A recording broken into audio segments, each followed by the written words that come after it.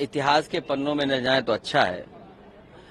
संभल में जो हुआ वो सब देख रहे हो, दिख रहा है और आपके माध्यम से चीजें पहुंच भी रही हैं और सरकार जैसा चाहती है वैसा आप पहुंचा भी रहे हो।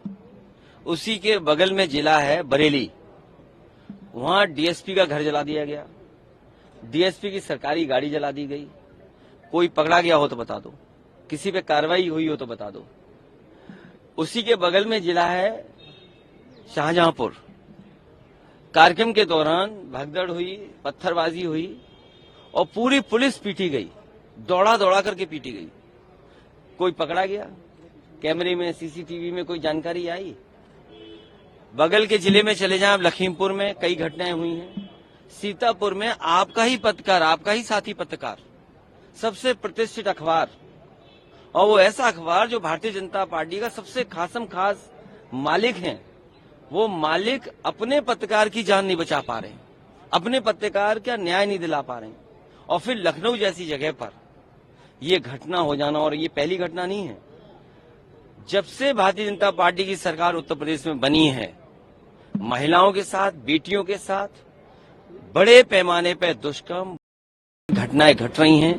3 साल की बच्ची है, 6 साल की बच्ची है, 14 साल की बच्ची है, और प्रयागराज में भी से लेकर के पूरे उत्तर प्रदेश में, और आंकड़े बताते हैं सबसे ज्यादा सुरक्षित महिलाएं, बेटियां कहीं हैं तो भारतीय जनता पार्टी की सरकार में है। सर, औरंगजेब वाला जो मुद्दा है उस पर आरएसएस की तरफ से कहा गया कि ये मुद्दा नहीं उठना चाहिए था। काफी अच्छी बात है, क्योंकि उठा करके अब वही लोग उठाते हैं, आग भी वही लोगों ने लगाई, और अब वो कहते हैं कि मुद्दा नहीं उठाना चाहिए। अखिलेश जी, पिछले कुछ समय में देखा गया है कि कुछ ऐसे मुद्दे उठाए गए हैं जिससे कि कम्युनिटीज के बीच में तनाव बढ़ा है। क्या रणनीति आप वो ये मुद्दे इसलिए उठाए जा रहे हैं कि अगर आप भी अगर कुछ सच दिखा दें और अगर नौकरी चली जाए तो नौकरी नहीं मिलेगी।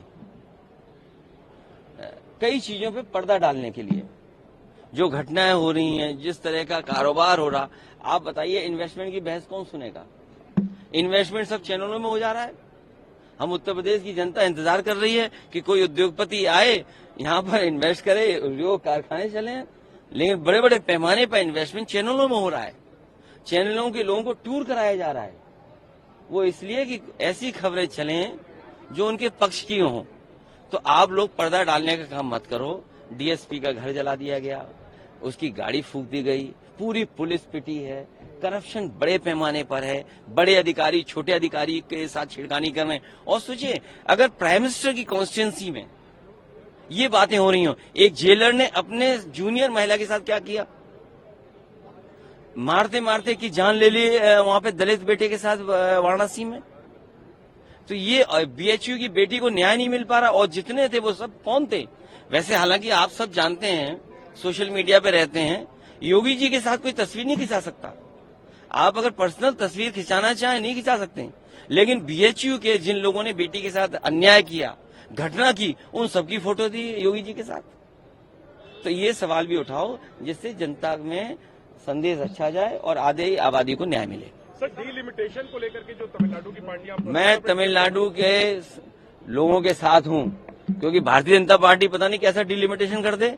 आपने देखा नहीं ब्लॉक प्रमुख की चुनाव कैसे लड़ते हैं ये लोग, विधानसभा चुनाव कैसे लड़ते हैं, जात के आधार पे पोस्ट करते हैं। सर, आप जाएंगे जात के आधार पे और पोस्ट हैं? नहीं, ये सवाल तो सरकार पहले सेंसस करे, सेंसस के बाद जाति जनगणना हो, डिलिमिटेशन होगी, महिलाओं के हमारा आरक्षण हो, पिछड़ी दलित महिलाएं और अल्पसंख्यक महिलाओं को आरक्षण हो, तब हम लोग जाएंगे। सर, तो कहा जा रहा है डिलिमिटेशन 71 के जनगणना पर होनी चाहिए। अरे ये नहीं, एक मिनट, मेरे पत्रकार साथी, ये जो घर घर नल लग रहे हैं और घर घर जल पहुंच रहा है, ये भी लगता है 71 के ही आंकड़ों से ये डिजाइन किया गया पाइपलाइन है।